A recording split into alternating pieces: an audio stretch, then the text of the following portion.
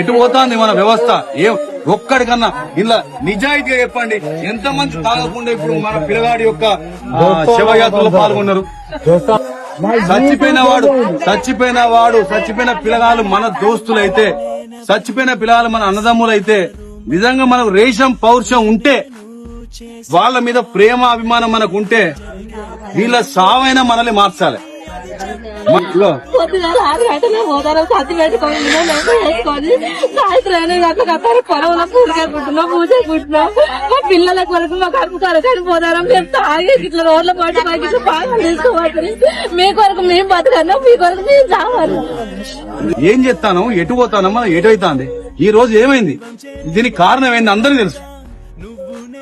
నిజంగా కనుక మీరు మన లోపల మానవత్వం ఉంటే, మన గుండెలు రాళ్లు కాకపోతే, మనం రాక్షసులు కాకపోతే, ఇప్పటికైనా అర్థం చేసుకొని జీవితంలో సాగుకు మించిన పెద్ద షాక్ ఉంటది. గంజాయి లాంటి పట్టుకొచ్చి ఇస్తా అంటే మనం దొరకట్లేదు.